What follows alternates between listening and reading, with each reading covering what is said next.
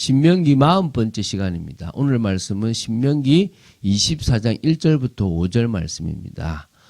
신명기 24장 1절 말씀을 합독하고 신명기 24장 1절부터 5절 말씀을 보도록 하겠습니다. 짧지만 좀 중요한 부분이라서 오늘 이렇게 봅니다. 그러면 신명기 24장 1절 말씀을 한 목소리로 합독하도록 하겠습니다. 사람이 아내를 맞이하여 데려온 후에 그에게 수치되는 일이 있음을 발견하고 그를 기뻐하지 아니하면 이혼 증서를 써서 그의 손에 주고 그를 자기 집에서 내보낼 것이요. 부부가 헤어진다는 것은 참 안타까운 일이라고 생각이 됩니다. 부부가 헤어지지 않을 수 있는 것만큼 일평생 이렇게 정말 사랑하고 이렇게 죽을 수 있는 것도 복이라고 그러잖아요, 그죠? 참 좋은 건데 중간에 참 많이 이혼합니다. 이 시대에도 그런 것들이 있었기 때문에 이 모세를 통해서 지금 이혼 증서라는 부분들까지 이야기하게 되는데요. 자, 이제 24장을 먼저 들어갔다는 얘기부터 하겠습니다. 신명기 24장을 지금 보고 있는데 24장은 한마디로 약자를 보호하는 그런 규례에 관한 내용이에요. 사회적 약자, 사회적으로 약자들을 어떻게 보호할 것이냐가 사실은 중요한 거예요. 지금 이 시대도 사회적 약자를 보호하는 거예요. 사회적 약자를 보호하기 위해서 뭐 최저임금 제도나 여러 가지 복지적인 것들을 만들지만 사실은 어떤 의미에서는 이 이익 중심의 어떤 자본주의에서 사회적 약자는 항상 생길 수밖에 없습니다.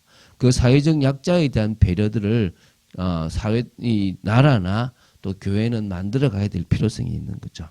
자, 24장의 약자 보호 규례는 하나님께서 사회적 약자에 대하여 얼마나 큰 관심을 가지고 계신지를 잘 보여준다라고 보시면 됩니다. 그래서 우리 역시 사회적 약자에 대해서 깊은 관심과 애정을 가지고 돌보는 또 신경 쓰는 사랑을 실천하는 그런 부분으로 가야 되고 특히 영적으로도 지극히 이렇게 연약한 그런 우리를 향하여 베푸신 하나님의 그 자비와 긍휼을 힘입어 우리 역시도 다른 사람들에게 그런 어떤 사랑을 실천하는 부분들이 필요할 것입니다. 신명기 24장은 총 3부분인데 오늘 하나를 볼 것이고 내일 아마 다음 주에 이렇게 이어서 보도록 할 건데요. 자, 오늘은 24장 1절부터 5절입니다.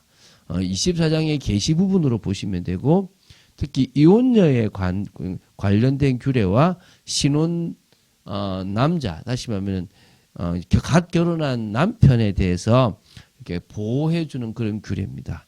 되게 좀 중요한 부분이라기보다는 조금 우리가 가정이라는 울타리 속에서 어떻게 가족을 이끌어 가야 될 것이고 부부 생활을 해야 될 것인가에 대한 것도 나옵니다. 자, 특히 여기서 이제 신혼 남자가 엄밀히 사회적 약자냐 그런 부분이라고 할 수는 없는데요. 이 부부라는 가정을 이렇게 만들었을 때에 기본적으로 아내나 남편이 서로를 통해서 기뻐하고 즐거워할 수 있는 최소한의 시간을 주자라는 게 이 이야기입니다. 좀 보면서 얘기하도록 하겠습니다. 그럼 구체적으로 한번 내용을 좀 보겠습니다. 좀 짧은 내용이지만 좀 의미 있는 것들이 있어서 좀 이번에는 그냥 요 짧은 거를 봤습니다. 먼저 1, 2절입니다. 사람이 아내를 맞이하여서 데려온 후에서 그 후에 이 아내에게 수치스러운 일이 있음이 발견되었다. 뭐 예를 들면은 이제 가장 큰 게 아이를 못 낳는다든지 이게 이제 그러니까 우물가의 여인 우리 사마리아 수가성의 여인이 남편이 5명이라 그러잖아요. 그러니까 이혼 증서를 5번이나 받은 거예요. 이혼을 5번이나 했으니까. 뭐죠? 그러니까 이혼 사유가 수치스러운 일이 있었다는 건데 그게 이제 바로 이 이혼인 거죠. 성경에는 그 얘기가 나오지 않아요. 근데 이제 유대인들은 그렇게 보는 겁니다. 그 사람은 사회적 약자라는 거죠. 우리가 생각할 처럼 막 바람이 나거나 남자를 갈급해하는 그런 여자가 아니고 어찌 보면 이렇게 남성 중심의 사회였던 그 유대 사회에서 이혼을 당하는 쪽은 여자지 남자가 아닌 거예요. 그래서 이제 그래서 그녀를 기뻐하지 않으면 이혼 증서를 써서 그 손에 주고 그를 자기 집에서 내어 보내라고 하는 겁니다. 자, 예수님께서는 왜 모세는 이혼 증서를 써주라고 했습니까? 라고 하는 질문에 마태복음 19장 7절에서 너희들의 완악함을 보고 써줘라 그랬다. 너희들이 아내 버리기를 좋아하는, 새로운 여자 맡기를 좋아하는 완악함 때문에 그래 이혼 증서를 써주라고 했지만 나는 그렇게 말하고 싶지 않다. 너희들이 음행한 연고 없이 헤어져서도 안 되고 또 하나님께서 짝지어 주신 것을 나누어서는 안 된다라고 이렇게 이야기를 하셨습니다. 자, 그러면 이 부분에서 아까 말했지만 이혼 증서를 써주는 부분에 대해서 예수님이 이렇게 말씀하셨고요. 또 어찌 보면 그 시대에 하나님이 그 완악함을 알고 써줬다는 거 나오죠. 두 번째는 여자를 보호하기 위한 부분이 사실은 있었어요. 이게 약자잖아요. 그러니까 아내와 이혼을 해놓고 그러면 아내가 뭡니까? 집으로 갔잖아요. 그러다가 아내가 또 누구를 만나서 행복해 보이거나 또 이럴 경우에 있잖아요. 이 남자가 나 이혼 안 했다. 저 여자 바람핀 거다라고 몰아붙이는 경우들이 있었다는 거예요. 그래서 뭡니까? 이혼 증서를 써줌으로 말미암아 합법적으로 이 여자가 이혼을 이제 당했던, 그래서 자유의 몸이 되었다는 것을 뭐 하는 겁니까? 그거 하기 위해서.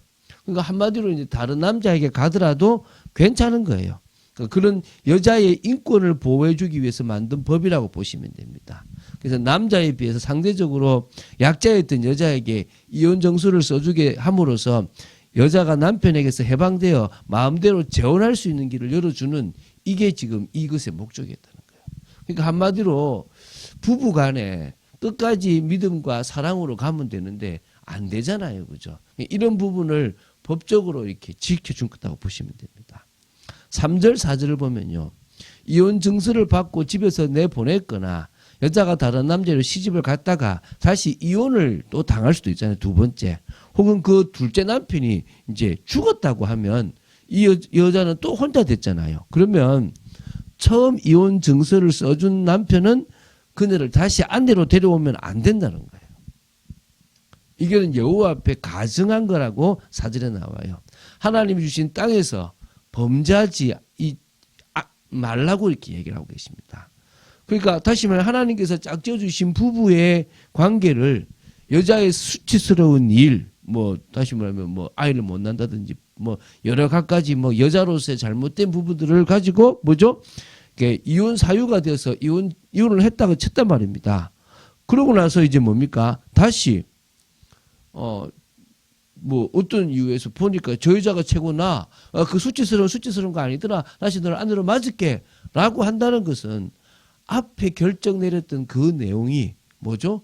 그냥 개인적인 아주 지극히 개인적인 뭐죠? 어떤 이게 실정 났다가 이런 것 때문에 하는 거잖아요.